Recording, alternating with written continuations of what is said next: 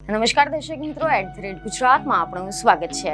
ગુજરાતની ધરતી, આ ધરતી માત્ર માટી નથી, આ ધરતી માત્ર નકશામાં દેખાતી રેખાઓ નથી, આ ધરતી એ પરસેવાની સુગંધ છે, પેઢીઓની આશા છે, વારસાની ગાથા છે અને કાયદાની કસોટી છે.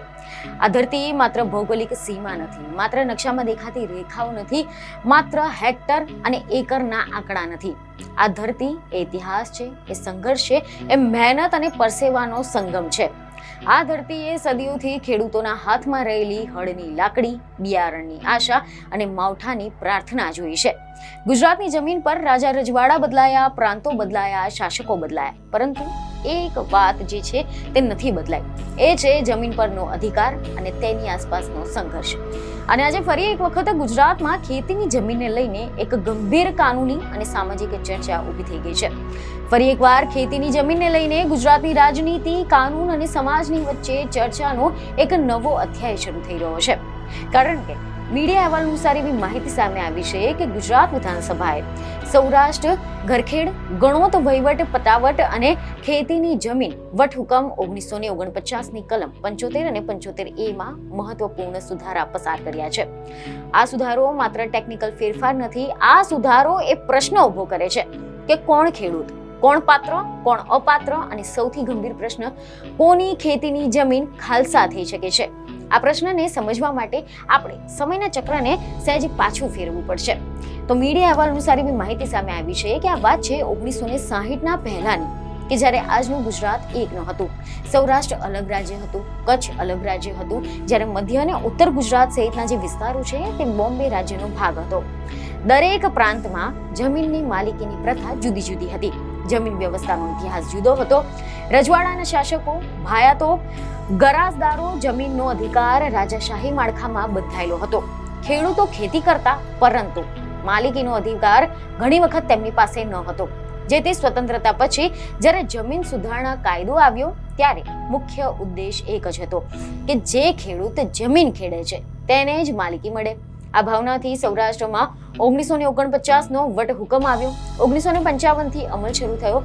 આ કાયદાનો મૂળ તત્વ એ હતો કે માત્ર ખેડૂત જ ખેતીની જમીન ધરાવી શકે છે. ખેડૂતનો દરજ્જો વારસાગત રીતે મળતો, એટલે કે જો તમે ખેડૂત પરિવારથી આવો છો તો પછી ખેતી એ તમારો પરંપરાગત વ્યવસાય છે, તો તમે ખેતીની જમીન ખરીદી શકો છો. પરંતુ જો તમે ખેડૂત નથી, ભલે તમે ઉદ્યોગપતિ હોય, NRI હોય કે પછી ટ્રસ્ટ હોય કે પછી કોઈ કંપની હોય, તો પછી આ ખેતીની જમીન ખરીદવા માટે સરકારની પૂર્વ મંજૂરી જરૂરી છે. તમને જણાવી દઈએ કે અહેવાલ અનુસાર એવી માહિતી મળી રહી છે કે બોમ્બે રાજ્યના ગુજરાત પ્રાંતમાં 1948નો ગણોત, વહીવટ અને ખેતીની જમીન અધિનિયમ લાગુ પડ્યો. કચ્છમાં 1958નો કાયદો આવ્યો. ગુજરાત રાજ્ય 1960માં અસ્તિત્વમાં આવ્યું. છતાં પણ આ ત્રણેય પ્રદેશોમાં જમીન કાયદા અલગ અલગ રહ્યા હતા. સૌરાષ્ટ્ર ઘરખેડ વટહુકમનો મૂળ તત્વ એ હતો કે ખેતીની જમીનનો અધિકાર માત્ર ખેડૂતોનો દરજ્જો વારસાગત રીતે મળતો, એટલે કે જો તમારા પિતા ખેડૂત હતા, તમારા પરિવારનું મુખ્ય જીવન નિર્વાહ ખેતી જ હતું, તો તમે ખેડૂત ગણાતા. આ કાયદાનો હેતુ એટલો જ હતો કે બહારના મૂડીશાહી દબાણથી ખેતીની જમીનને બચાવી અને સ્થાનિક ખેડૂતોને સુરક્ષા આપવી. પરંતુ સમય બદલાયો, ઔદ્યોગિકરણ કરવામાં આવ્યું, સોલાર પાર્ક, પવન ઉર્જા, ઇન્ફ્રાસ્ટ્રક્ચર પ્રોજેક્ટ, ખેતીની જમીન પર નવા દાવેદારો ઉભા થયા. રિપોર્ટ અનુસાર કાયદાએ કલમ 54 હેઠળ સ્પષ્ટ કર્યું કે ખેડૂત ન હોય તેવી વ્યક્તિ કે સંસ્થા રાજ્ય સરકારની પૂર્વ મંજૂરી વિના ખેતીની જમીન ખરીદી શકતી નથી. કેટલાક માન્ય ઉદ્યોગોને મંજૂરીની સાથે ખરીદીની છૂટ આપવામાં આવતી, પરંતુ તેમને પછીથી સરકારની જાણ કરવી પડતી અને બિનખેતીમાં રૂપાંતરિત કરાવવું ફરજિયાત હતું. હવે પ્રશ્ન એ છે કે જો કોઈ અપાત્ર વ્યક્તિ ખેતીની જમીન ખરીદી લે તો શું થાય?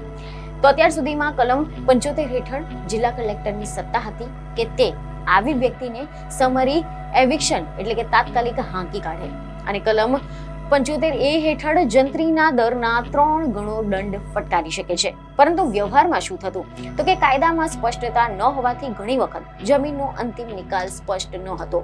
જમીન ખરીદી એ અમાન્ય ઠરાવ્યા પછી પણ જમીન કોના કબજામાં રહેશે, સરકાર કે પછી મૂળ માલિક કે પછી ખરીદનાર કે પછી દંડ ક્યારે વસૂલવો, કેટલી સમય મર્યાદા, આ બધું જ ધૂંધળું બની ગયું હતું. અને બીજો પ્રશ્ન એ પણ હતો કે હવે આ સુધારાથી શું બદલાયું? તો રિપોર્ટ અનુસાર એવી માહિતી સામે આવી છે કે સૌપ્રથમ તો 75 જે કલમ 75 છે તેનું માળખું જે મથાળું છે તે બદલાયું છે.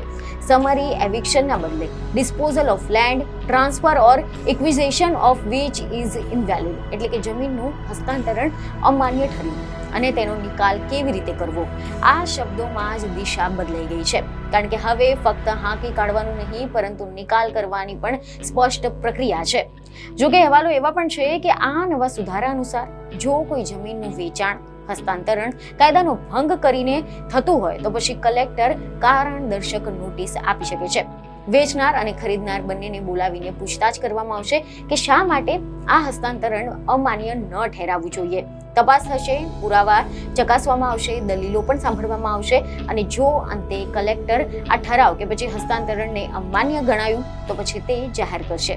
અને અહીંથી આવે છે સૌથી મહત્વનો મુદ્દો કે પક્ષકારોએ 3 મહિનાની અંદર જમીનની માલિકીની સ્થિતિ જૂની સ્થિતિમાં પુનઃસ્થાપિત કરવી પડશે. એટલે કે જે જમીન વેચાણ પહેલાની હતી એ પછી પાછી ફરી એકવાર કરવી પડશે અને જો આવું ન થાય તો પછી જે તે દિવસે હસ્તાંતરણ થયું તે અમાન્ય ઠર્યું તે દિવસની જમીન સરકારની માલિકીની ગણાશે. એટલે કે જમીન ખાલસા થઈ જશે. આનો સીધો અર્થ શું?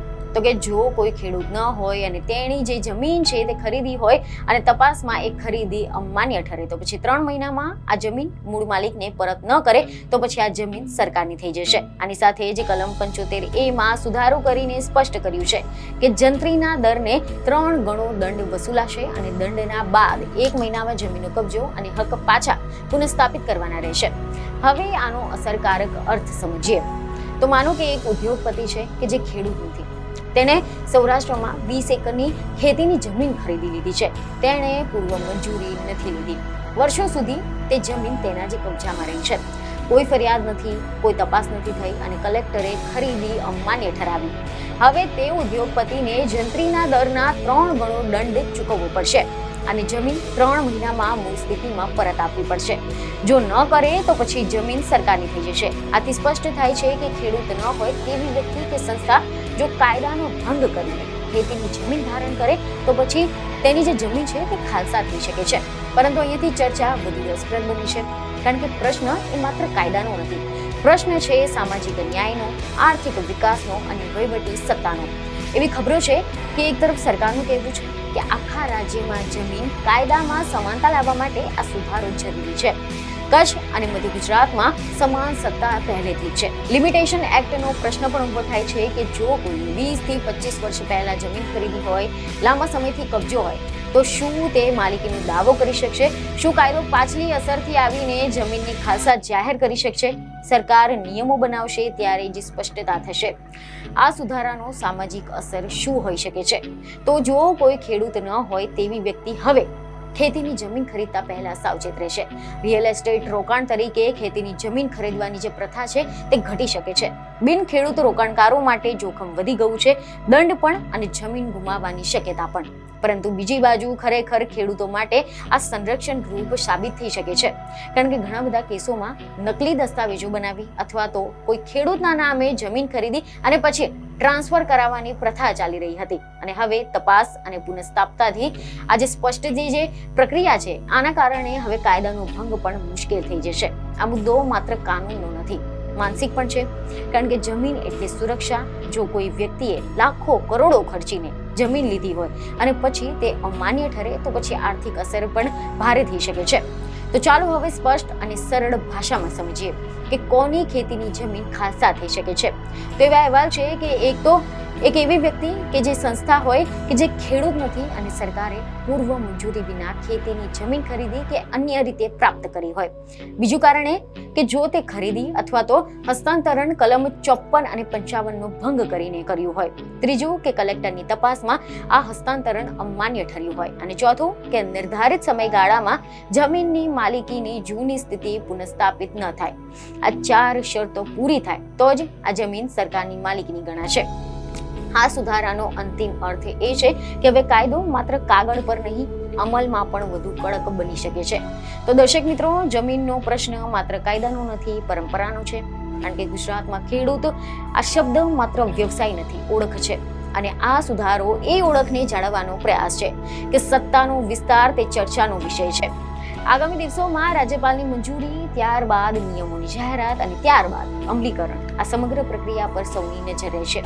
ખેતીની જમીન હવે ફક્ત ખરીદી કે પછી વેચાણનો વિષય નથી, તે કાનૂની જાગૃતિનો પણ વિષય બની ગયો છે. જે કોઈ ખેતીની જમીન ખરીદવા ઈચ્છે છે તેણે હવે વધુ સાવચેતી રાખવી પડશે.